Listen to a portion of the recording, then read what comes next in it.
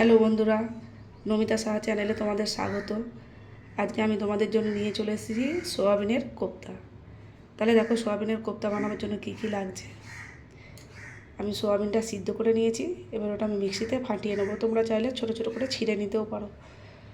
তার জন্য বেসন, টমেটো, পেঁয়াজ, আর এদিকে খাবার সোডা, গরম মশলা, সাদা জিরে, রাঁধুনি, হলুদ গুঁড়ো, নুন, লঙ্কা গুঁড়ো, একটা তেজপাতা, দুটো গরম মশলা। এই দিয়ে তোমাদের আজকে সয়াবিনের কোপ্তা বানিয়ে দেখাবো। আমি তো করে খেয়ে দেখেছি, ভালোই লেগেছে। এবার তোমাদের দেখো কেমন লাগে। প্লিজ একবার ট্রাই করো। তাহলে চলো গিয়ে দেখাই। দেখো বন্ধুরা, আমি সয়াবিনটা পেস্ট করে নিয়ে চলে এসেছি। এর মধ্যে একে একে ইনগ্রিডিয়েন্টসগুলো দিয়ে দেবো।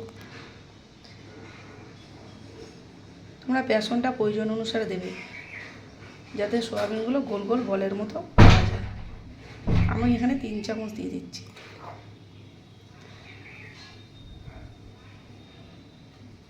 লাগলে আমি আবার দেবো। এরপর আমি দেবো একটু লঙ্কা গুঁড়ো, একটু হলুদ গুঁড়ো, অল্প অল্প করে দেবো একটু নুন স্বাদ অনুসারে। তারপরে এটাকে আমি পেস্ট মেখে নেবো। কিন্তু আমি এক হাতে ক্যামেরা ধরে আছি, কী করে মাখবো, তাই তোমাদের মাখাটা দেখাতে পাচ্ছি না। এটা রেখেই আমায় মাখাটা মেখে নিতে হবে। দেখো বন্ধুরা, আমি সয়াবিনটা দিয়ে গোল গোল বলের মতো বানিয়ে নিয়েছি। তবে কি জানো তো, যখন তোমরা পেস্ট করবে সয়াবিনটা, একটু চিপড়ে ভালো করে নেবে। তাহলে কম বেসন দিয়ে করতে পারবে। আর কম বেসন দিয়ে করলে কি হবে, তোমার বলগুলোর ভেতরে ওপরের কোটটা নরম থাকবে। নাহলে বেশি বেসন দিয়ে করলে ওপরের কোটটা শক্ত হয়ে যাবে, খেতে তখন ভালো লাগবে না। আর নাহলে মশলাও নাও ঢুকতে পারে। তাহলে চলো এগুলো আমি তেলে ভেজে নিই। কড়া বসিয়ে দিয়েছি, এই দেখো কড়া বসিয়ে দিয়েছি। কড়া গরমও হয়ে গেছে। আমি এতে তেল দিয়ে বলগুলো ভেজে নেব।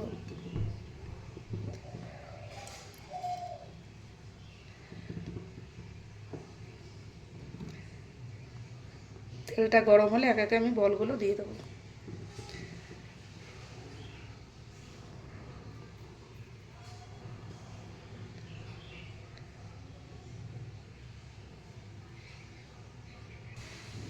দেখো তেল গরম হয়ে গেছে। এবার আমি বলগুলো আস্তে আস্তে করে দিয়ে দিচ্ছি। বেশি নাড়ানাড়ি করবো না, যাতে বলগুলো ভেঙে না যায়। তাহলে কোনোটা চ্যাপ্টা কোনোটা গোল এরকম সেফ হয়ে থাকবে। হালকা হালকা করে আমি নেড়ে দেবো।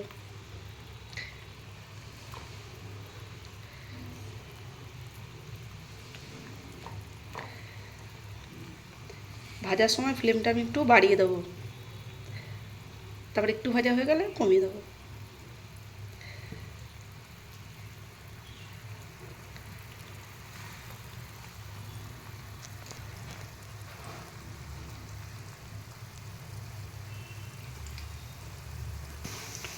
দেখো হালকা হালকা ভাজা হয়েছে। এবার আমি আস্তে আস্তে উল্টে দেবো বলগুলো।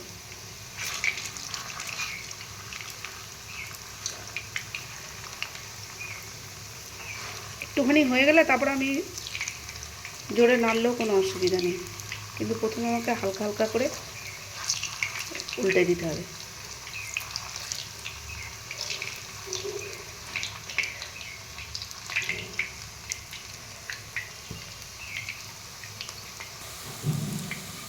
দেখো বড়াগুলো ভাজা হয়ে গেছে। আর একটা কথা বন্ধুরা, আমি ইউটিউবে এই সবে 3টে না 4টে ভিডিও ছেড়েছি। আমার ভিডিও সম্বন্ধে কোনো আইডিয়াই নেই, তাই যদি কিছু ভুল হয়ে থাকে তোমরা বলো, আমি ঠিক করে নেব। তাহলে ঠিক আছে, এবার বলগুলো তুলে নিই। দেখো ভাজাগুলো তুলে নিয়েছি। ওই তেলের মধ্যেই আমি একটা তেজপাতা, দুটো ফাটিয়ে রাখা এলাচ দিয়ে দিলাম।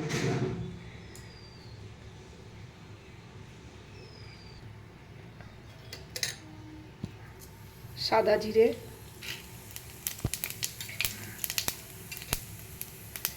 আর দিয়ে দেবো একটু রাঁধুনি।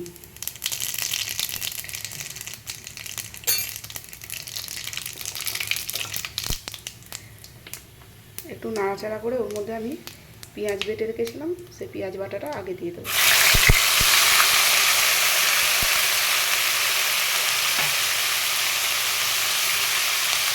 পেঁয়াজটা একটু ভাজা হলে তার সাথে আমি টমেটো পেস্টটা দিয়ে দেবো। পেঁয়াজটা ভাজা হয়ে গেছে, এবার আমি টমেটো পেস্টটা দিয়ে দেবো।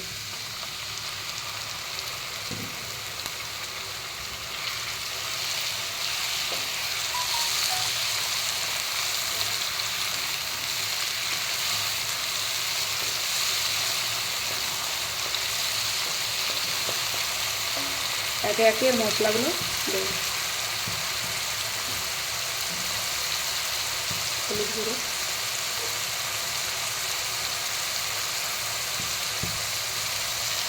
লঙ্কা গুঁড়ো,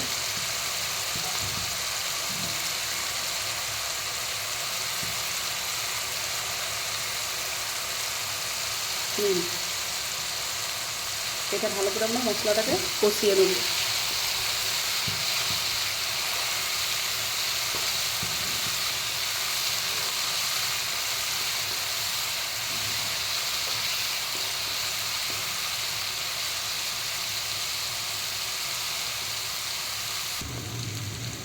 এবার আমি এর মধ্যে একটু জল অ্যাড করে দেবো।